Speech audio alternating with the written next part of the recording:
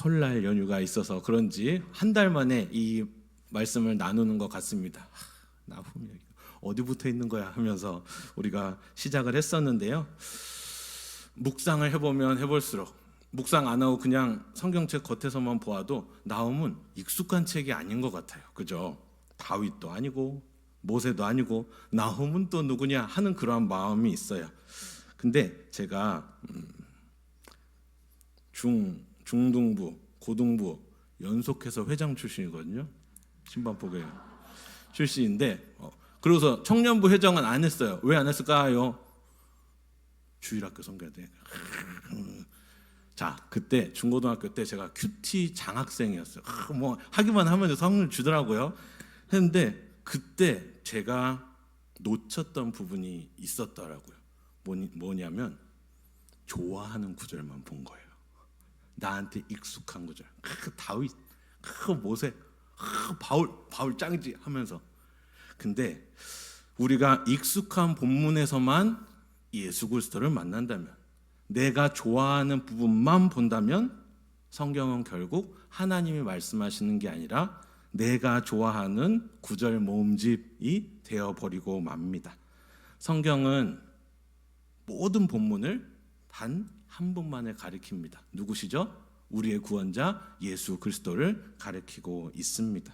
오늘 나홈을 펼치는 이유는 유명한 본문이라서가 아니라 낯선 선지서에서도 하나님이 어떠한 분이신지, 그리고 하나님이 그리스도 안에서 어떤 구원을 이루시는지를 우리가 확인하기 위하여 주의 말씀을 상고하는 것입니다. 하나님이 악을 그냥 두지 않으시고 자기 백성을 끝까지 지키신다는 이 나홈의 메시지를 오늘 보도록 할 거예요.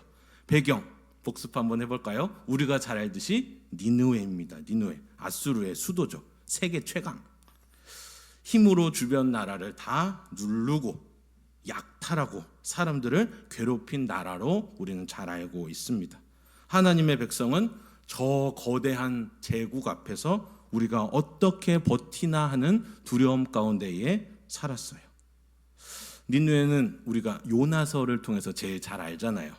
그때 하나님은 요나를 보내서 회개를 촉구하셨고 니느웨가 잠시 동안은 돌이키는 은혜를 경험했습니다. 근데 시간이 지나면서 니느웨는 다시 교만해지고 잔인해진 것을 우리가 보는 거예요. 그래서 주님이 말씀하시죠. 나훔 1장 2절의 말씀입니다. 나오죠. 여호와는 질투하시며 보복하는 하나님이시라. 여호와는 보복하시며 진노하시되 자기를 거스르는 자에게 여호와는 보복하신다 하는 거죠. 무슨 말입니까? 하나님의 오래 참으심을 너희는 가볍게 여기지 마라. 하나님은 죄를 미워하시는 분이고 반드시 공의로 심판하신다라는 메시지가 있습니다. 무섭죠? 근데 더하여서 뭐였어요? 공의가 있다면 인애의 사랑이 있습니다. 나훔 1장 7절이에요. 여호와는 선하시며 환난 날에 산성이 되어주신다. 자기에게 피하는 자들을 주님께서 아신다. 그가 지키신다라는 내용입니다. 너희는 잊지 말아라. 하나님은 환난 날의 피난처가 되어 주시는 분이시다. 선포가 있어요. 하나님은 악을 가볍게 넘기시는 분이 아니라고 나훔 앞부분에서 나옵니다. 동시에 하나님은 선하시고 환난 날의 피난처이시며 그 피하는 자를 아신다고 분명히 말씀하셨어요. 공의의 하나님, 선하신 하나님, 인애의 하나님에 대해서 우리는 이 나홈 앞부분을 공부했습니다. 그래서 그 1장의 후반부를 우리가 보게 되는데 오늘 설교 제목이 무엇이었습니까? 내 결박이 끊어지리라. 듣는 순간 어떠세요? 자유함이 있네. 반대로는 설교 제목만이라도 좀 포근포근했으면 좋겠는데, 안 무서운 걸 쓰면 좋겠는데 하는 생각도 들기도 하죠. 이 구절, 내 결박이 끊어질 것이다 하는 부분은 그냥 내가 좀 자유로워진다, 내 삶이 좀 가벼워진다라는 그 정도의 위로에서 끝나지 않습니다. 오늘 읽은 본문의 첫 선언은 이거였죠. 악이 무엇을 꾀하든 전능하신 하나님이 반드시 끝을 내신다. 그분이 최후로 승리하신다라는 겁니다. 13절에 나오는 그 내 결박이 끊어지리라 하는 이 약속은 원인 없는 위로가 아니라요, 심판의 결과로 우리에게 주어지는 열매입니다. 선물입니다. 하나님이 원수를 꺾으시기에, 악을 누르시고 승리하시기에 그 결과로, 그 열매로 멍해와 결박이 끊어진다는 것이죠. 뭐라고도 하죠? 자유함이라고도 하죠. 자, 9절부터 그것에 대해서 우리가 자세히 들어가 보도록 하겠습니다. 9절 말씀 앞부분만 한번 읽어보도록 할게요. 9절. 하나님은 니느웨를 향해서 물으십니다. 너희가 여호와께 대하여 무엇을 꾀하느냐? 보죠? 왜 이렇게 물어보죠? 하는 것처럼. 여러분, 악이라는 건요, 죄라는 것은요, 즉흥적이지 않아요. 악은 꾀합니다. 계산합니다. 조직되어집니다. 우리를 생각하면은 이해가 쉽습니다. 그런 악이라는 어떤 존재에 대해서 생각하지 말고, 자, 솔직해져 봐야 돼요. 우리의 삶을 보면 됩니다. 죄도 계획적이죠. 그죠? 알면서도 죄를 짓는 우리의 모습이 있습니다. 이거 안 되는 거 알면서 한 번만, 이번 한 번만이라는 생각을, 행동을 우리는 이미 해버렸습니다. 그죠? 작은 틈이 반복을 만들고 어느 순간부터는 내가 죄를 짓는 게 아니라 죄가 나를 붙잡는 것 같이 느껴질 때가 있습니다. 마음도 지쳐버리고 그렇게 돼버리죠. 그래서 하나님이 말씀하시는 거예요. 악의 꾀 앞에서 타협하지 않으시는 우리 주님의 공의가 있는 것입니다. 9절 하반절을 보시죠. 그가 온전히 멸하시리니 재난이 다시 일어나지 아니하리라. 주님의 공의, 주님의 죄를 미워하심이 여기 가운데에서 선포되는 것입니다. 10절과 11절이 마치 이 니느웨의 죄를 말하는 것 같습니다. 10절 한번 볼까요? 가시덤불같이 엉클어졌고 술을 마신 것 같이 취한 그들은 마른 지푸라기같이 모두 탈 것이거늘. 주님의 심판이요. 11절까지 볼까요? 여호와께 악을 꾀하는 한 사람이 너희 중에서 나와서 사악한 것을 권하는도다. 니느웨의 죄가 위와 같다는 겁니다. 죄의 뿌리는요, 하나님에 대하여서 당신 없이 살아도 됩니다, 하나님 없이 살아도 된다, 하나님 없이 살 수 있다라는 반역과 같습니다. 성경은 또 다시 창세기로 우리의 시선을 돌리네요. 누가 그랬습니까?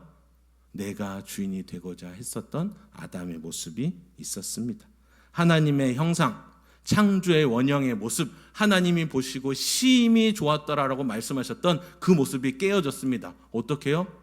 내가 주인이 되려고 했던 모습 가운데에서 하나님과의 관계가 끊어지고 맙니다. 하나님의 이름을 들어본 자건, 들어보지 못한 자건, 니느웨건 이스라엘이건 모두 다 죄로부터 자유로울 수가 없습니다. 이스라엘도 이방도 다 마찬가지. 죄로부터 자유할 수 없는 것을 성경이 우리한테 끊임없이 이야기해주고 있습니다. 창세기부터 계시록까지 똑같아요. 죄의 비참, 구원에 대해서 말하는 건 당연하고, 죄의 비참함이 있어야 죽음에 대한 이야기를 해야 구원에 대한 그 해결책이 되는 구원을 이야기할 수가 있는 것입니다. 오늘 본문에서 다루는 니느웨, 아수르 어땠어요? 강했습니다. 지지 않았어요. 승리했어요. 근데 난폭하고 폭력적이고 교만했습니다. 하나님을 대적했습니다. 하나님의 사람들도 대적했고 모두를 짓밟았던 존재입니다. 9절에서 하시는 주님의 질문이 날카로운 것 같습니다. 너희가 무엇을 꾀하느냐? 너희가 여호와에 대하여서 무엇을 꾀하고 있느냐? 죄에 대해서 말씀드렸다시피 죄, 아주 작은 죄라도 반복되면은 습관이 돼버립니다. 습관이 굳어지면 아까 말씀드린 것 같이 우리가 죄를 주무르는 게 아니라 죄가 우리의 삶을 주무르는 삶을 살게 됩니다. 그래서 죄는 우리의 결박이 되어버립니다. 죄는 인간의 모든 문제의 근원이 됩니다. 죄의 삭은 사망이라고 성경에 써져 있는 것을 알면서도 오직 주의 사랑에 매여라고 찬양하면서도 우리는 죄로부터 자유로울 수 없고 가만히만 있어도 그 죄를 지울 수밖에 없는 존재, 연약한 존재, 비참한 존재라는 것을 우리는 인정해야 합니다. 더하여서요, 하나님은 그 결박이 만들어지는 과정까지도 다 알고 계십니다. 그래서 물으시는 거예요. 9절에서 무엇을 너희가 꾀하고 있느냐. 하나님은 어떤 걸 알고 계십니까? 악이 아무리 치밀하게 움직여도 하나님 그것을 뚫어보시는 분이십니다. 그 악의 꾀 위에서 심판을 선언하시는 분이시고요, 승리하시는 분이십니다. 악이 커 보일수록 우리는 그 위에 계신 문제보다 더 큰 하나님을 크게 바라볼 수 있는 시선이 우리에게 필요합니다. 그리고 하나님은 그 결박을 우리가 풀어낼 능력으로 너희가 해결해, 그렇게 말씀하지 않으세요. 악의 뿌리 자체를 주님의 심판으로 끊어버리신다는 겁니다. 자, 오늘 본문 쭉 이어져 왔죠. 본문은 자연스럽게 그 다음 단계로 우리를 데려갑니다. 그런 하나님이 자기 백성에게는 어떻게 일하시는가? 12절 부분을 한번 보도록 할게요. 여기도 앞부분만 읽겠습니다. 12절. 여호와께서 이같이 말씀하시기를 그들이 비록 강하고 많을지라도, 그들이 강하고 많을지라도, 우리가 보는 현실을 말씀해 주시는 거예요. 그들이 누굴까요? 우리가 생각하기 나름이죠. 물질, 건강, 미래, 나를 핍박하는 사람들, 나를 등진 사람들, 관계, 미래, 말 한마디로 해결되지 않는 많은 무게들이 있는 거예요. 근데 하나님은 그 현실을 모른 척하지 않으신다는 겁니다. 너의 주변에 있는 수많은 것들이 강하고 많을지라도 어떻게 해요? 멸절을 당할 것이다. 내가 너를 괴롭게 하였으나 다시는 너를 괴롭게 하지 아니할 것이니라. 고난이 계속 우리에게 있을 것 같이 안 하신다는 거예요. 영원히 목조르도록 하지 않으신다는 분이라는 겁니다. 하나님은 끝을 정하시는 분이에요. 오늘 본문에 보았듯이 다시는 이라는 말씀을 하십니다. 다시는 너를 괴롭게 하지 아니할 것이라 말씀하시는 거죠. 그리고 이제 13절, 오늘 제목이 되는 선언을 주님께서 말씀을 하십니다. 13절을 우리 다 함께 한 목소리로 읽도록 하겠습니다. 시작. 이제 내게 지운 그의 멍에를 내가 깨뜨리고 내 결박을 끊으리라. 아멘. 멍에는 자유롭게 하지 못하는 어떠한 것이죠. 압제이기도 하고 통제이기도 하고, 결박은 묶어두는 줄입니다. 이 말씀에 주어가 중요합니다. 누가 끊으신대요? 이제 내가 그것을 깨뜨리고 그 결박을 끊겠다.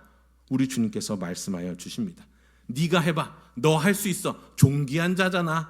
그러니까 끊어가 아니라 뭡니까? 내가 끊는다. 끊어야 하는 사람이 내가 아니라 끊으시는 분이, 행하시는 분이 하나님이라는 사실이 우리에게 힘을 주십니다. 우리를 살립니다. 생명을 주시는 겁니다. 비록 강하고 많을지라도 현실을 인정하는 말이죠. 근데 그 현실이 결론이 아니라는 겁니다. 결론은 하나님이 내리신다는 것이죠. 세상을 창조하시고 타락한 우리를 구원하시며 다시 오실 우리 주님께서 내가 끊겠다 말씀하시면은 아직 상황은 그대로일지라도 주께서 말씀하셨으니 이미 방향은 바뀌었다는 것입니다.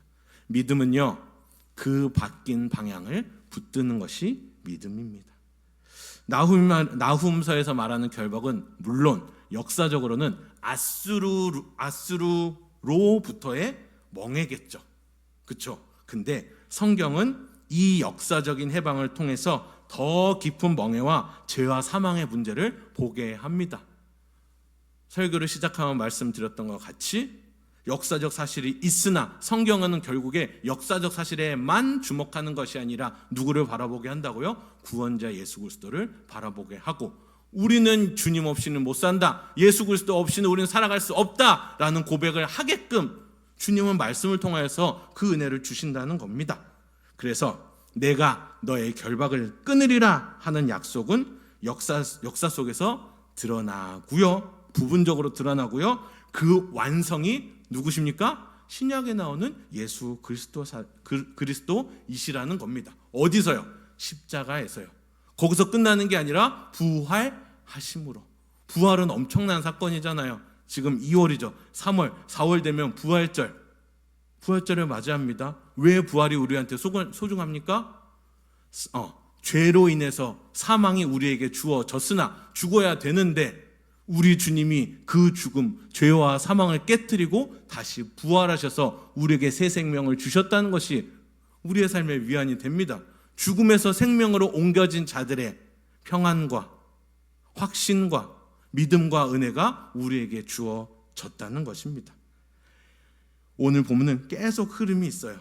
자, 그러면은 하나님께서는 악을 어떻게 끝내시고 그 끝내심이 어떻게 자기 백성의 평강이 되게 하시는지를 14절과 15절에서 이제 보여주실 겁니다. 최종 선언이 나와요. 14절이에요. 함께 읽을까요? 시작. 나 여호와가 내게 대하여 명령하였나니 내 이름이 다시는 전파되지 않을 것이라. 내가 내 신들의 집에서 새긴 우상과 부은 우상을 멸절하며 내 무덤을 준비하리니 이는 네가 쓸모없게 되었음이라. 악이 얼마나 오래 가는지 알 수 없는 것 같아도 그것을 끝내는 분은 하나님이십니다. 정의 없이 그 세상을 방치하지 않으시는 하나님의 공의를 보여주는 구절이에요. 하나님은 반드시 원수를 끝내버리시고 평강의 소식으로 주의 백성을 살리신다는 것을 봅니다. 15절에서 자기 백성에게 주시는 평강의 소식이 있습니다. 15절 같이 읽죠. 시작. 볼지어다 아름다운 소식을 알리고 화평을 전하는 자의 발이 산 위에 있도다. 유다야 내 절기를 지키고 내 서원을 갚을지어다. 악인이 진멸되었으니 그가 다시는 내 가운데로 통행하지 아니하리로다 하시니라. 아멘. 여러분, 원수가 끝나야 평강이 옵니다. 악이 멈춰야 기쁨의 소식이 들립니다. 이게 복음의 원리입니다. 앗수르는 사라지지만 인류의 더 큰 문제, 죄와 사망의 문제는 여전히 남아 있어요. 그래서 하나님께서 마련하신 구원의 통로가 무엇입니까? 그리스도 안에서 오직 예수 그리스도로만 너의 결박이 끊어질 수 있다. 네가 하는 게 아니라 내가 한다. 최종적으로 성취하시는 주님의 약속이 있다는 것이죠. 십자가에서 담당하신 우리의 죄의 문제, 그리고 그 해결, 약속이 있었으면 성취가 있고요. 그리고 부활로 말미암아서 사망의 권세를 깨뜨리신 주님의 역사가 우리에게 말씀으로써 다가오고 있습니다. 여러분, 로마서 8장 말씀 아십니까? 로마서 8장 구원에 대해서 주옥 같은 그 꽉꽉꽉 채워진 8장의 말씀이 있죠. 그 시작이 위와 같습니다. 1절과 2절이에요. 로마서 8장 1절과 2절 함께 읽도록 하겠습니다. 그러므로 시작. 그러므로 이제 그리스도 예수 안에 있는 자에게는 결코 정죄함이 없나니. 2절. 이는 그리스도 예수 안에 있는 생명의 성령의 법이 죄와 사망의 법에서 너를 해방하였습니다. 아멘. 닭살이 확 돋지 않으세요? 우리가 가장 깊이 묶이는 결박은 결국에는 정죄예요. 정죄. 나는 하나님 앞에 살 수 없어. 너 그렇잖아. 나뿐만 아니라 다른 사람을 향한 삿대질도 다 정죄죠. 사람을 숨게 만들어요. 변명하게 만들어요. 스스로를 포장하게 만들어요. 가짜로 만들어버리게 됩니다. 그게 결박이라는 거예요. 근데 로마서 8장은 무엇이라고 얘기합니까? 그 결박이 끊어졌다고요. 예수 안에 있는 생명의 성령의 법이 죄와 사망의 법에서 너희를 해방하였다고 우리에게 선포하고 있습니다. 내가 나아졌다, 이제 살겠네, 편하다가 아니라 그리스도께서 그것을 다 이루셨다는 선포가 여기 있는 것입니다. 그래서 평강, 평안, 샬롬이라는 말은 상황이 좋아져서 오는 안정이 아니라 정죄가 끝났기 때문에 오는 평강의 마음이라는 겁니다. 오늘 말씀을 들었어요. 오늘 말씀이 우리에게 주시는 메시지는 그러니까 더 잘해, 이게 아니라는 겁니다. 정죄가 끝났다. 생명의 성령의 법이 죄와 사망의 법에서 너를 해방하였으니 너는 그 믿음을 가지고서 숨을 쉬어라 말씀하시는 겁니다. 그 평강 위에서 우리는 다시 걸을 힘이 생긴다는 거예요. 손가락질을 받아도, 내가 나를 판단할지라도, 무너지더라도 주님께서는 우리에게 정죄가 끝났다, 결코 정죄함이 없나니 라고 말씀하시는 겁니다. 이 말씀을 가지고 적용을 한번 해보려고 했어요. 어떻게 적용하지? 그러면 어떤 사람으로 살아야 된다고 이거를 풀어낼 수 있을까? 주일 말씀이 저한테 다가오더라고요. 주일날 말씀 기억나세요? 골로새서 몇 장? 오. 제가 주일학교 교사 할 때부터 단골 질문, 저 선생님 보면은 지난주에 설교 몇 장 몇 절이었는지 물어보니까 애들이 다 피해 다녔어요. 자, 여러분들 대답을 잘하셨습니다. 골로새서 3장 말씀이었죠. 옛사람과 새사람에 대하여서. 골로새서 3장 말씀도 그렇고 에베소서 4장 말씀도 옛사람과 새사람에 관하여서 이야기를 합니다. 연결해 볼게요. 결박이 끊어진 사람, 평안을 찾은 사람, 누굽니까? 새 사람이라고 말할 수 있는 거예요. 옛 사람이 아닙니다. 골로새서 3장 9절 10절 보겠습니다. 옛 사람과 그 행위를 벗어버리고 새 사람을 입었으니 10절 이는 자기를 창조하신 이의 형상을 따라 지식에까지 새롭게 하심을 입은 자니라. 에베소서 4장도 거의 비슷하게 말합니다. 오직 너희의 심령이 새롭게 되어 하나님을 따라 의와 진리의 거룩함으로 지으심을 받은 새 사람을 입으라 말씀하는 겁니다.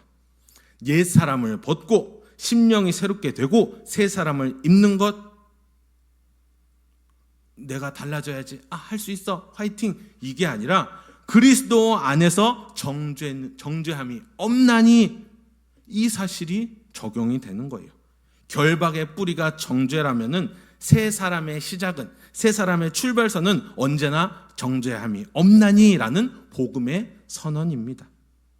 새 사람은 넘어져도 다시 주인에게로 돌아가는 자입니다. 넘어져서 엉엉엉 우는 사람이라 넘어져도 주인에게 다시 돌아가는 사람이 새 사람입니다. 옛 사람은요, 그 반대겠죠.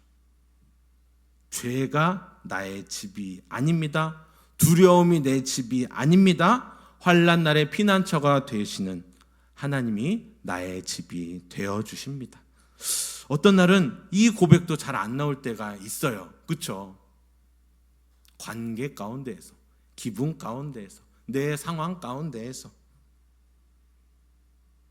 지쳐서 마음이 무너져서 기도도 안 나오고, 그렇게 줄줄줄 잘 나오던 기도가 짧아질 때도 있고요. 입도 안 떨어질 때가 있습니다. 성경은 어떻게 얘기한다고요? 결코 정죄함이 없나니 너의 결박을 내가 끊겠다라고 말씀하십니다. 피난처는요, 내 컨디션, 내 기분이 아니라 하나님의 성품, 그분 자신에게 달려 있습니다.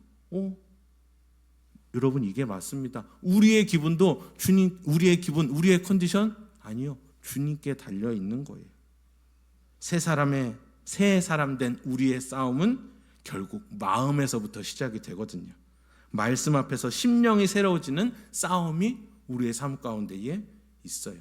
그럴 때 우리는 어떻게 고백해야 됩니까? 그리스도 안에서 정죄함이 없다. 하나님이 끝을 정하신다. 나는 그리스도 안에서 새 사람이다. 결박에 풀린 자이며 주님이 내 대신 싸워주셔서 승리하셨다라는 고백이 우리에게 있어야 할 것입니다. 이 고백으로 오늘도 우리는 마음의 결박이 끊어지는 것을 봅니다. 내가 끊는다고요? 아니요, 주님이 행하신다고요. 착한 사람이 되자? 아닙니다. 결박이 끊어진 사람이 자연스럽게 맺는 그 열매를 바라보십시오. 골로새서 3장이 말하는 긍휼과 자비와 용서, 세 사람에 대해서 말하는 에베소서 4장이 덕에 대해서 이야기하는데, 그거 지켜 그래야 착한 사람 돼가 아니라 결박에 끊어진 자들로서, 정죄함 없는 사람들로서 맺는 열매가 새 사람으로서의 열매가 된다는 것을 기억하시기를 바랍니다. 이제 말씀을 맺겠습니다. 세상은요, 여전히 주님 앞에, 주님의 백성들 앞에 꾀를 내고 있습니다. 여전히 계획하고 있습니다. 두려움이라는 것은 여전히 우리를 옥죄고 있습니다. 멍에를 얹으려고 합니다. 그러나 오늘 본문 주님은 어떻게 말씀하세요? 하나님이 악을 끝내신다. 하나님이 원수를 심판하신다. 니느웨가 다른 것들이 아무리 강해 보여도 하나님 앞에서는 마른 지푸라기와 같았다고 성경은 이야기합니다. 온전히 멸하실 분 우리 여호와의 능력, 심판하시겠다는 주님의 약속, 그 심판의 절정이 어디입니까? 십자가예요, 여러분. 그냥 부족한 나를 위로하는 사건이 아니라 죄와 사망에 대하여 하나님의 심판이 집행된 자리가 그 십자가의 자리입니다. 하나님의 공의가 만족되었고 그리스도께서는 그 죄를 담당하셨고 사망의 권세가 깨뜨려진 자리가 바로 십자가입니다. 유일한 구원의 길, 예수 그리스도께서 지신 십자가, 그분의 죽음만이 우리의 죄를 용서하실 수 있었습니다. 요한복음 8장 36절의 말씀을 보도록 할게요. 그러므로 아들이 너희를 자유롭게 하면 너희가 참으로 자유로우리라. 아멘. 결박을 끊으시는 분은 우리가 아닙니다. 예수 그리스도이십니다. 죄로부터, 사망으로부터, 그 권세로부터 그것을 끊으신 분이시죠. 우리는 그분이 끊으신 자유를 믿음으로 받습니다.